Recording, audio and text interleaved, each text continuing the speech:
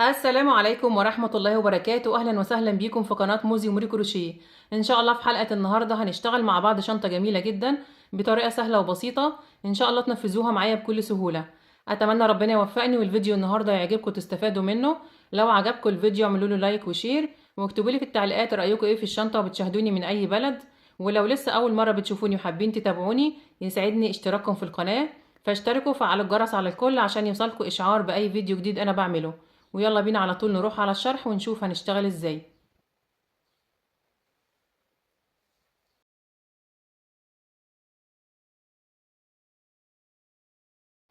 انا هشتغل بخيط مكرمية مصري متوسط السمك، سمك 3 ملي. هشتغله بإبرة رقم 4 مليمتر عشان عايزة الغرزة تبقى ناشفة ومتماسكة. تقدروا تشتغلوه بإبرة رقم 4.5 أو إبرة رقم 5، وتقدروا كمان تشتغلوا بأي نوع خيط يكون مناسب مع الإبرة المناسبة ليه، وتشتغلوا بنفس الطريقة اللي أنا هشتغل بيها معاكم النهاردة. هشتغل على فرام سحري. الفرام ده مقاساته الطول 20 سنتي والعرض 15 سنتي. ده شكل الفرام. مقاس الطول 20 سنتي بالظبط، ومقاس العرض 15 سنتي. طبعا مش لازم تشتغلوا بالفرام السحري، تقدروا تشتغلوا الشنطة دي بأي فرام متوفر عندكم. هبدأ بسم الله. بعمل عقدة البداية وهشتغل عدد من السلاسل بالمقاس الجنب ده كده، من المفصل ده لحد المفصل التاني. بشتغل عدد السلاسل بتاعة البداية بمقاس أي جنب من الجنبين بتوع الفرام. بعمل عقدة البداية وبشتغل 1 2 3 4 5.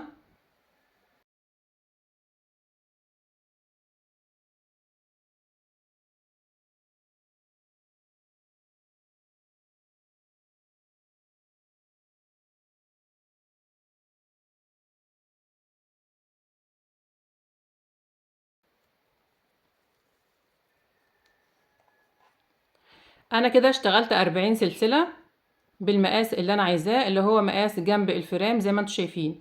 نريح ايدينا واحنا بنشتغل سلسلة البداية. ده لو احنا عايزين قاعدة الشنطة بنفس مقاس الفرام. لو عايزين قاعدة الشنطة اكبر من المقاس ده بتزودوا عدد السلاسل. بعد كده بحط الفرام على جنب كده وبرتفع سلسلة وبحسبها ارتفاع لغرز الحشو اللي انا هشتغلها، وبسيبها وبرجع على ال40 سلسلة اللي قبلها وبشتغل غرز حشو. ده وش السلسلة بتاعت البداية. بسيب حرف الفي من الأمام كده وبقلب السلسلة وبشتغل على ظهر السلسلة. نخلي بالنا هنشتغل ازاي. بشتغل في الحلقة الخلفية دي الجنب الأول، وبسيب حلقة ظهر السلسلة اللي في المنتصف، وبعد كده بلف وبرجع أشتغل الجنب التاني في الحلقة الأمامية اللي أنا سبتها. يبقى أنا كده بشتغل الجنب الأول في الحلقة الخلفية والجنب التاني في الحلقة الأمامية، وبسيب حلقة ظهر السلسلة اللي في المنتصف. نخلي بالنا شغلنا هيكون بعد ما قلبنا سلسلة البداية. معايا لفة على الإبرة، بفوت آخر سلسلة اللي هي الارتفاع وبدخل في اللي قبلها تحت الحلقة الخلفية، وبسحب الخيط. أصبح معايا حلقتين على الإبرة. بسحب الخيط وبطلع من الحلقتين. دي طريقة غرزة الحشو. بحط علامة في أول غرزة عشان هشتغل بشكل حلزوني داير ما يدور من غير ما أقفل بمنزلقة ولا ارتفع أي ارتفاعات. بعد كده بكرر بشتغل في كل سلسلة غرزة حشو واحدة لحد ما اوصل لاخر سلسلة عند خيط البداية. بدخل في السلسلة التانية تحت الحلقة الخلفية وبسحب الخيط وبشتغل غرزة حشو.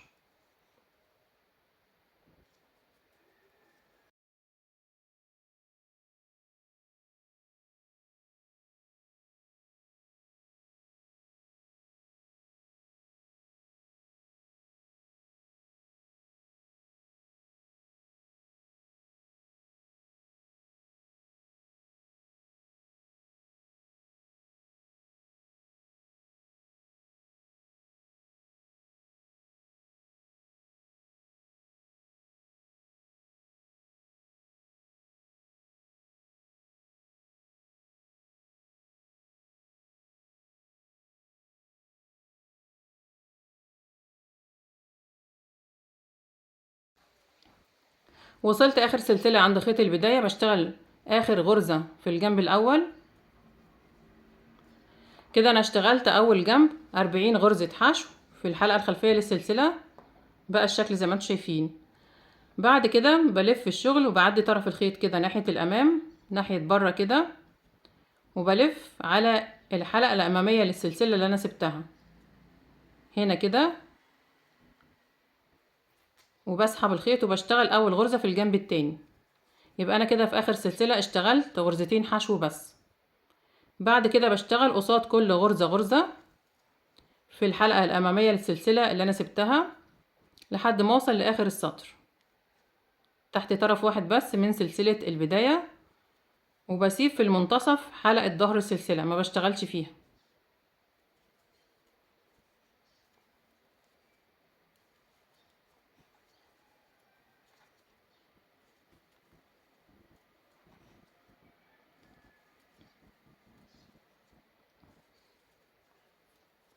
هيبقى الشكل كده. طرف الخيط بتاع البداية بخليه ناحية بره، وبكمل بنفس الطريقة بشتغل قصاد كل غرزة غرزة لحد ما اوصل لأول غرزة انا بدأت بيها وحطيت فيها العلامة. وصلت اخر السطر الاول عند اول غرزة حشو انا بدأت بيها وحطيت فيها العلامة، بشتغل قصادها اخر غرزة حشو في الحلقة الامامية لسلسلة البداية. اول غرزة اشتغلناها في الحلقة الخلفية. كده انا اشتغلت اول سطر 80 غرزة حشو، 40 غرزة في الجنب الاول في الحلقة الخلفية لسلسلة البداية، وقصادهم في الجنب التاني 40 غرزة حشو في الحلقة الامامية لسلسلة البداية. بعد كده ببدأ السطر التاني مباشرة من غير ما اقفل بمنزلقة، بشيل العلامة من الغرزة الاولى وبدخل في اول غرزة تحت الحلقتين. الشغل كله بعد كده هيكون تحت الحلقتين، يعني تحت حرف الفي في الغرزة كلها، وبسحب الخيط وبشتغل اول غرزة حشو في السطر التاني وبحط فيها العلامة. وبعد كده بكرر بشتغل في كل غرزة غرزة حشو واحدة تحت الحلقتين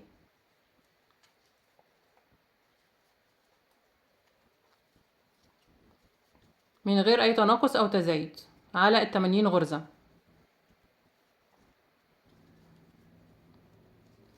هكمل بنفس الطريقة بشتغل في كل غرزة غرزة حشو واحدة لحد ما اوصل لاخر السطر التاني عند العلامة. وصلت اخر السطر التاني عند العلامة واشتغلت اخر غرزة حشو. هبدأ السطر التالت مباشرة زي ما اتفقنا، بشيل العلامة من الغرزة الاولى وبشتغل مكانها اول غرزة حشو في السطر التالت تحت الحلقتين، وبحط العلامة مكانها في الغرزة الاولى. وبعد كده هشتغل في كل غرزة غرزة بنفس الطريقة على 80 غرزة. هشتغل معاكم السطر التالت كمان عشان شكل الغرزة يبان.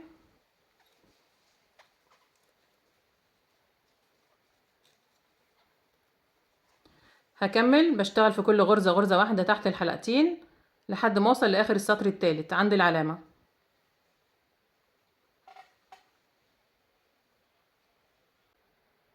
وصلت اخر السطر التالت عند العلامة واشتغلت اخر غرزة حشو. بقى الشكل زي ما انتم شايفين شكلها جميل جدا، وده الشكل من الداخل.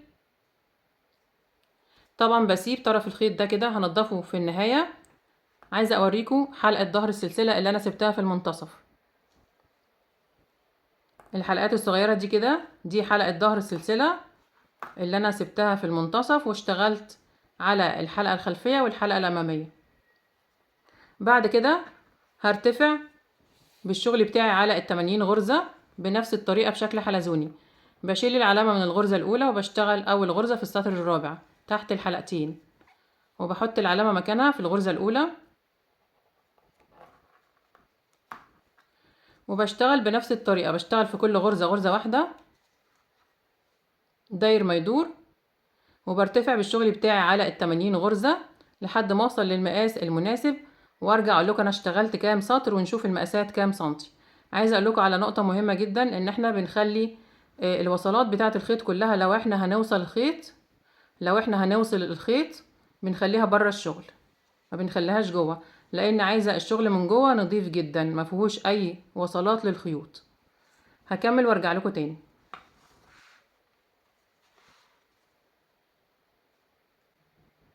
انا كده ارتفعت 30 سطر من غرز الحشو على ال 80 غرزة لحد ما وصلت لمقاس 25 سنتي في ارتفاع الجزء اللي انا اشتغلته.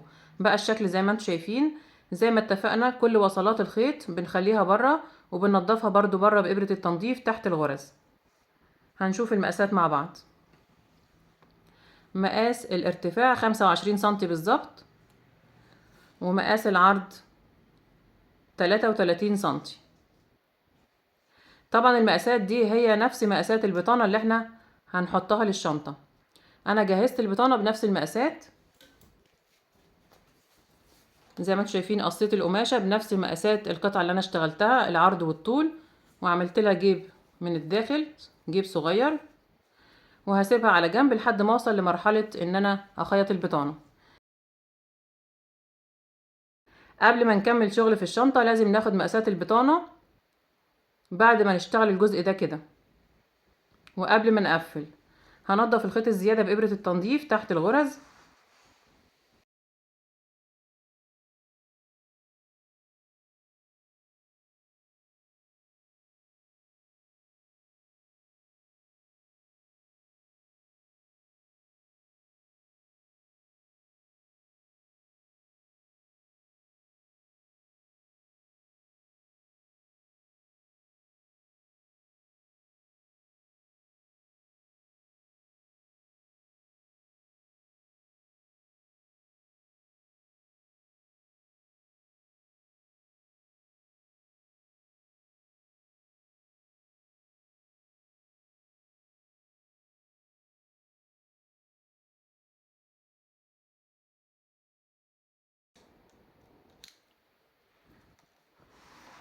كده انا نضفت كل الخيوط الزيادة في الشغل من بره، وده شكل الشغل من الداخل. ده هيكون خارج الشنطة زي ما انتم شايفين، نضيف جدا، ما بسيبش فيه اي خيوط زيادة ولا بنضف فيه اي خيوط زيادة.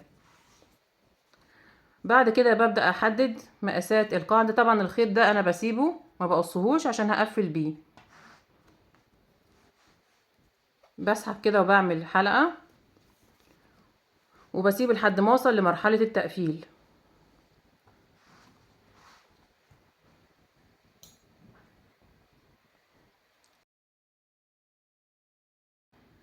انا عايزة القاعدة بتاعة الشنطة تكون اطول شوية من الفرام اللي انا هستخدمه.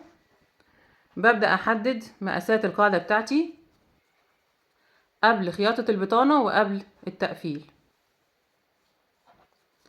انا عندي هنا اشتغلت 40 غرزة في القاعدة بتاعت الشنطة، 40 غرزة في الجنب الامامي و40 في الجنب الخلفي، يعني 40 سلسلة اللي انا بدأت بيهم. هعمل القاعدة على 30 غرزة، وباخد من هنا من الجنب اليمين 5 غرز ومن الجنب الشمال 5 غرز، وببدأ اشكل القاعدة بتاعت الشنطة. هدعم القاعدة بقطعة من الشبك البلاستيك، شبك الكنفا. تقدروا تدعموها بقطعة من البوري وتلزقوه بمسدس الشمع، بس لازم لو استخدمتوا البوري ومسدس الشمع تكونوا متأكدين كويس جدا من مقاس القاعدة، لان لو لزقتوا البوري مش هتعرفوا تفكوه تاني. زي ما انتم شايفين الشبك اكبر او اطول في الطول من طول الفرام. انا عايزة القاعدة تبقى مستطيلة شوية، وقصيته مقاس 30 غرزة وسبت هنا 5 وهنا 5.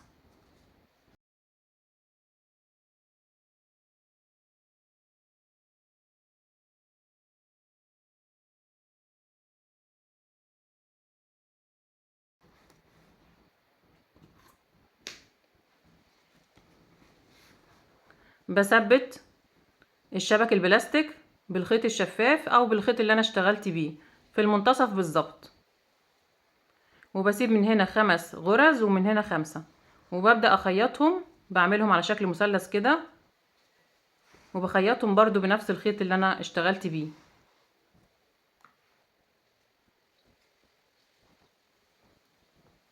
بجيب ابرة التنظيف وبعد كده 1 2 3 4 5، وببدأ اخيط كده وبساوي السطور بتاعتي.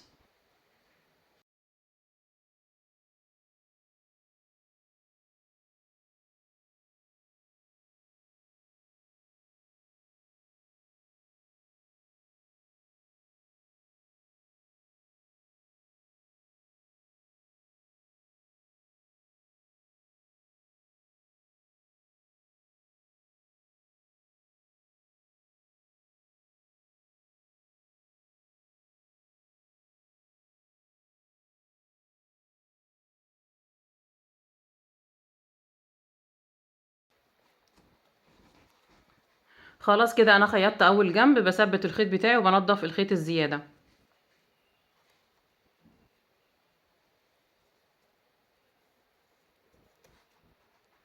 بنضف الاطراف دي بنفس الطريقة اللي انا نضفت بيها الخيط اللي هنا تحت غرز الحشو، وبعمل الجنب التاني برضو بنفس الطريقة. هيبقى الشكل كده. وهثبت جزء بتاع الشبك هنا بالخيط الشفاف.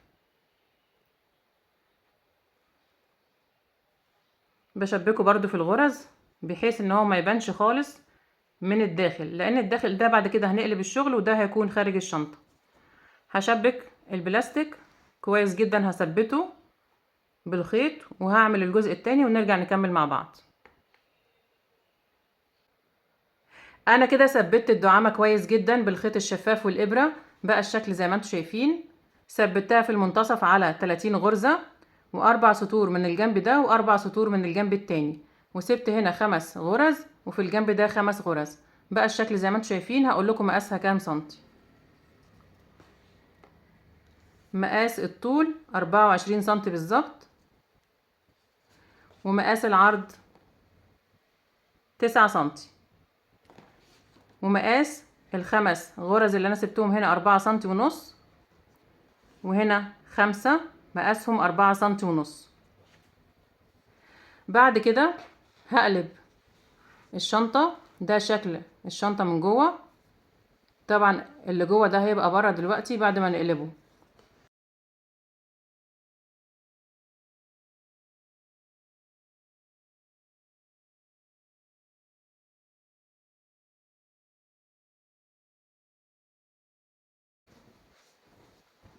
ده ظهر غرزة الحشو هيبقى بره الشنطة. شكله مختلف طبعا عن شكل الغرزة من الجنب التاني. ده شكل القاعدة. بعد كده لو في اي تظبيطات هنا كده بظبطها بالخيط والابرة.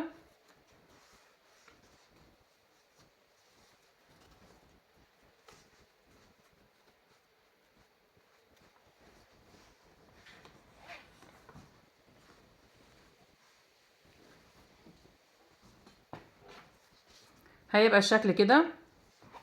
قبل ما اخيط البطانة هثبت الوردة. انا اشتغلت الوردة دي، كنا اشتغلناها مع بعض قبل كده في فيديو مفصل على القناة. لو عايزين تعرفوا الطريقة بتاعتها هتبصوا قدامكم على الشاشة دلوقتي في علامة الاي، هتلاقوا مكتوب طريقة عمل الوردة، هتضغطوا عليها دخلكم على طول على الفيديو. اشتغلتها بطريقة مفصلة وشرح مفصل للمبتدئين خطوة بخطوة، ان شاء الله تنفذوها بكل سهولة. هشبك الوردة في اي جنب من الجنبين، الجنب الامامي او الخلفي، بإبرة التنظيف. بعد ما اشتغلتها سبت حوالي 1.5 متر من الخيط عشان التثبيت.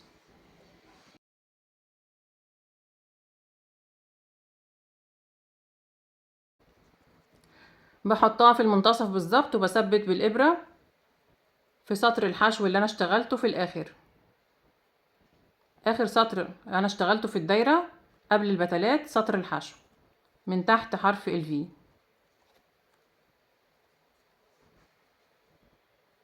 بدخل كده بالخيط من تحت حرف الفي، وبدخل في الغرزة المقابلة ليها وبسحب وبثبت.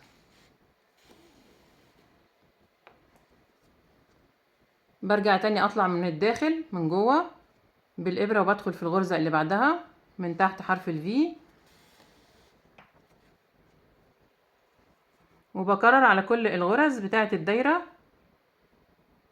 لحد ما اثبت الوردة كويس جدا.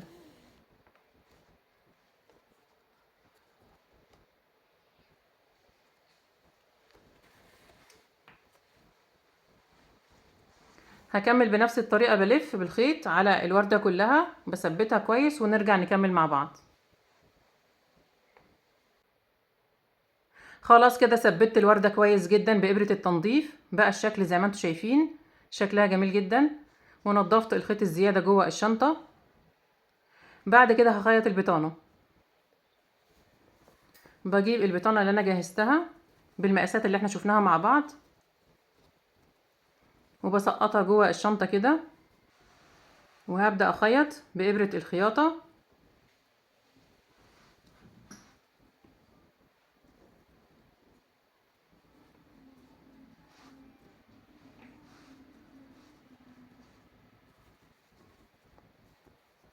بتني حوالي نص سنتي كده من فوق،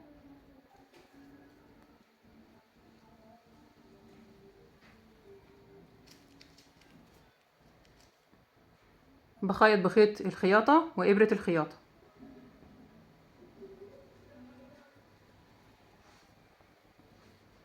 وبظبط الشنطة بتاعتي كده، وببدأ من هنا كده من المنتصف،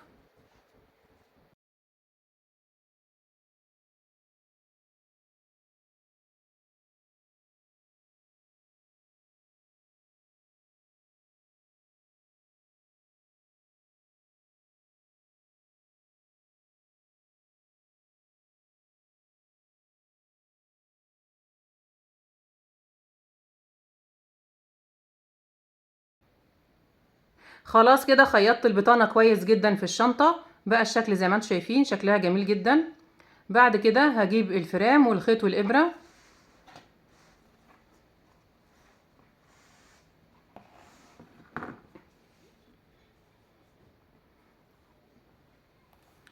وهبدأ اشتغل غرز حشو على الفرام كله.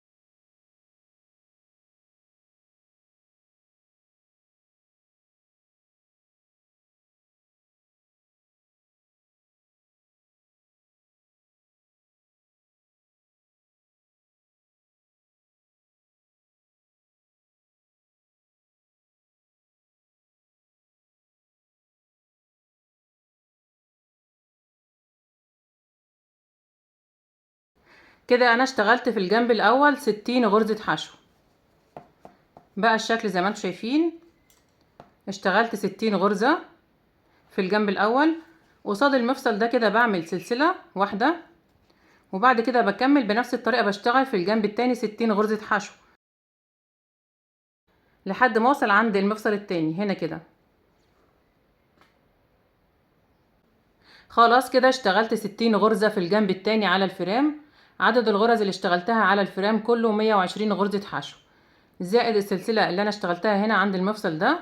بعد كده بقص الخيط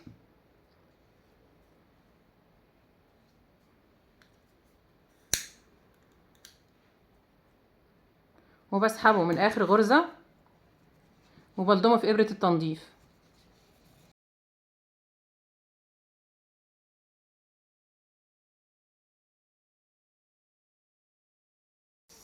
بعد ما لضمت الخيط في ابرة التنظيف بعدي في اول غرزة تحت حرف الفي تحت الحلقتين، وبسحبه ناحية الخلف وبرجع تاني لاخر غرزة وبعدي بالابرة من منتصف حرف الفي تحت الحلقة الخلفية مع الحلقة الصغيرة اللي هي خلف غرزة الحشو ورا تحت حلقتين، وبسحبه كده. انا عملت سلسلة قصاد المفصل ده زي السلسلة اللي انا عملتها هنا. بعد كده هنضف الخيوط الزيادة دي تحت الغرز بإبرة التنظيف. هوريكم ازاي هنشبك الفرام في الشنطة. بجيب الشنطة وهشبك بإبرة الكروشيه بغرزة منزلقة. هشبك بالخيط ده اللي انا سبته في الشنطة. انا عندي هنا 120 غرزة على الفرام كله، بسيب الاتنين سلسلة اللي هنا واللي هنا ما بشبكش فيهم، وعندي هنا 80 غرزة.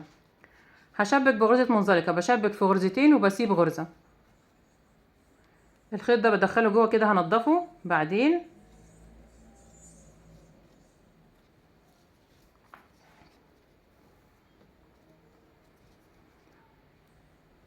وبسحب الحلقة دي كده من السلسلة اللي هي قصاد المفصل،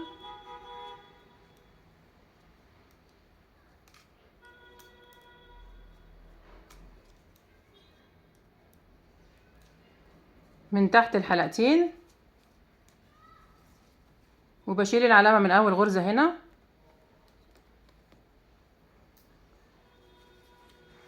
وببدأ ادخل هنا تحت الغرزة الاولى. ببدأ ادخل في الغرزة الاولى هنا تحت الحلقتين برضو مع الغرزة اللي كان فيها العلامة برضو من تحت الحلقتين، وبسحب الخيط وبعمل منزلقة.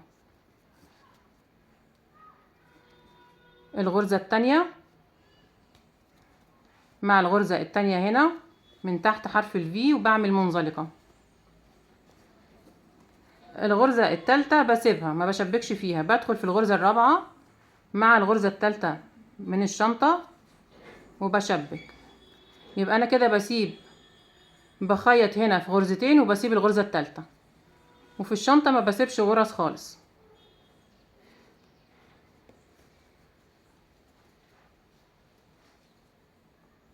كده 1 2 وبسيب التالتة، بدخل في اللي بعدها وبشتغل 1 2 وبسيب التالتة ما بشتغلش فيها، بدخل في اللي بعدها وبشتغل 1 2 وبسيب التالتة، وبكرر بنفس الطريقة لحد ما اكمل خياطة الفرام كله في الشنطة. بسيب السلسلة اللي هنا ما بشتغلش فيها. هخلص وارجع لكم تاني نشوف الشكل النهائي للشنطة عامل ازاي. انا كده شبكت الفرام كله في الشنطة بالطريقة اللي شفناها مع بعض لحد ما وصلت اخر غرزة منزلقة عند السلسلة اللي في المنتصف اللي انا سحبت منها الخيط. بقى الشكل زي ما انتم شايفين. بعد كده هقص الخيط وهبدأ اقفل الشغل بتاعي.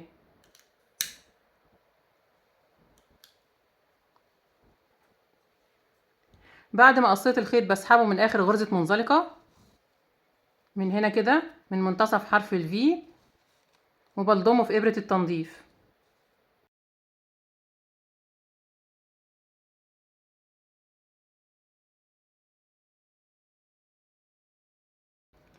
بعد ما لضمته في ابرة التنظيف بعدي هنا في اول غرزة منزلقة انا اشتغلتها من تحت حرف الفي، بسحبه ناحية الخلف او ناحية الخارج، وبعد كده بدخل في اخر غرزة تاني في منتصف حرف الفي بالابرة مع غرزة الحشو اللي انا سحبت الخيط منها. كده انا قفلت الغرز كلها في بعضها، وصلت غرز المنزلقة كلها مع بعضها كأن مفيش قفلات عندي في السطر خالص. هنضف الخيط الزيادة ده جوه تحت الفرام.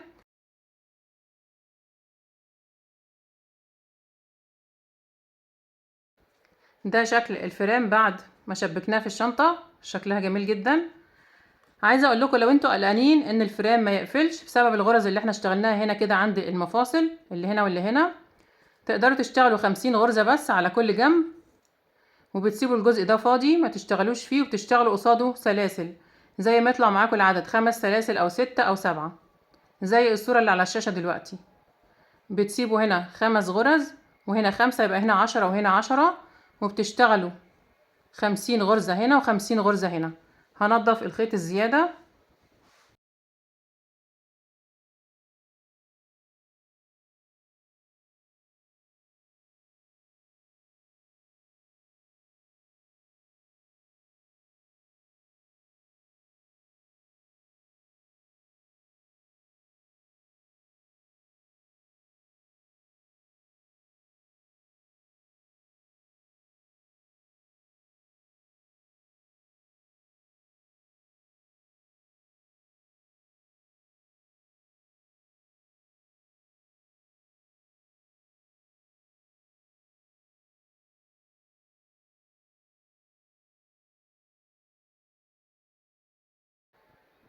هشتغل ايد الشنطة على حلقتين نص دايرة.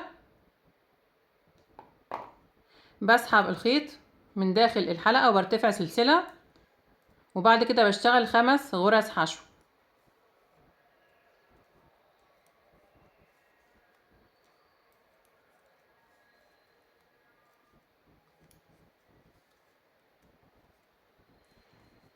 هشتغل ايد الشنطة بغرزة الحشو الحراري او الحشو المزدوجة. بعد ما اشتغلت 5 حشو برتفع سلسلة وبلف الشغل، وهاخد معايا طرف الخيط وهشتغل برضو 5 حشو في الحلقة الخلفية. معايا لفة على الإبرة، بسيب السلسلة الارتفاع وبدخل في أول غرزة في منتصف حرف الفي تحت الحلقة الخلفية، ومعايا طرف الخيط بتاع البداية وبشتغل غرز حشو في الحلقة الخلفية.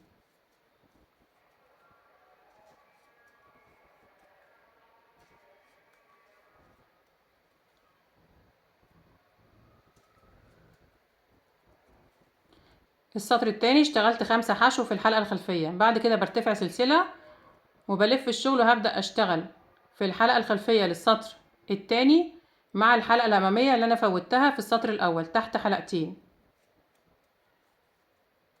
وبكرر على كل الغرز الحلقة الخلفية هنا مع الحلقة الأمامية في السطر الأول اللي أنا سبتها تحت.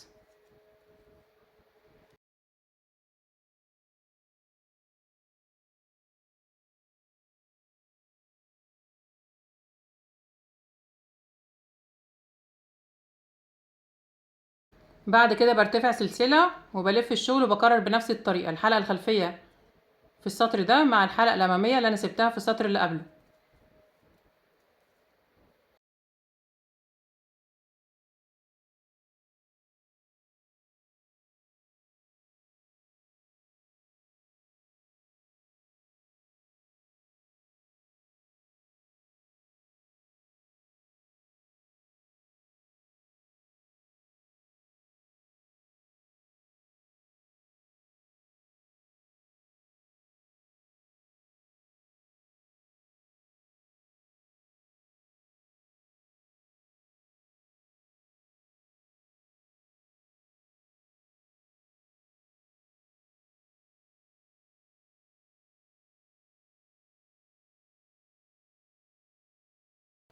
هيبقى الشكل كده. هكمل بنفس الطريقة لحد ما اوصل للمقاس المناسب لإيد الشنطة، وارجع اقول لكم انا اشتغلت كام سطر ونشوف المقاسات كام سنتي.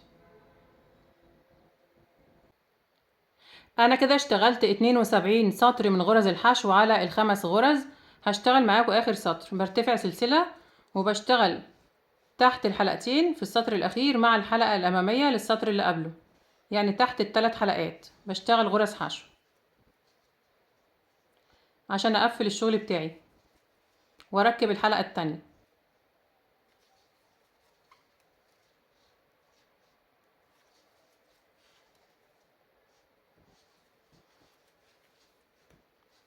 خلاص كده انا اشتغلت ايد الشنطة شكلها زي ما انتم شايفين. هقول لكم مقاسها كام سنتي.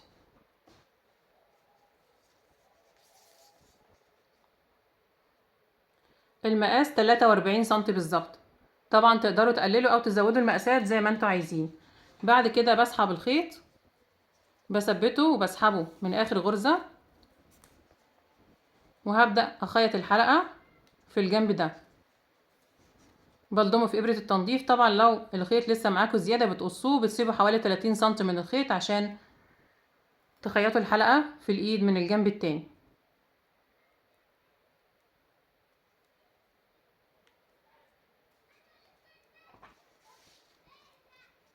بعد الحلقات دي كده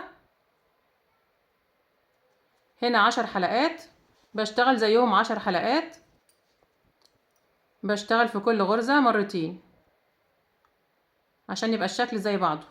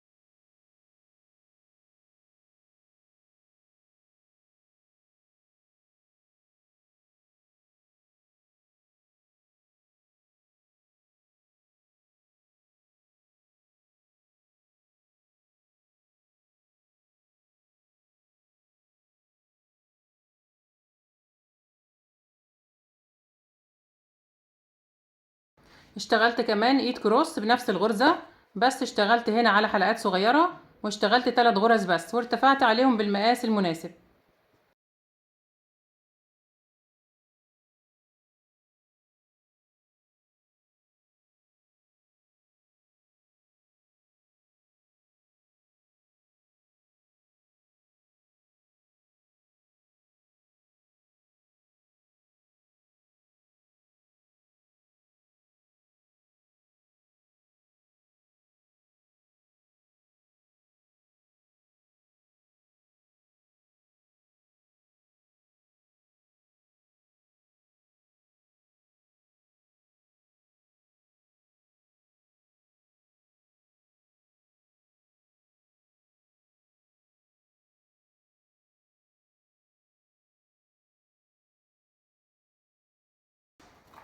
بكده نكون خلصنا الشنطة بتاعتنا وخلصنا حلقة النهاردة.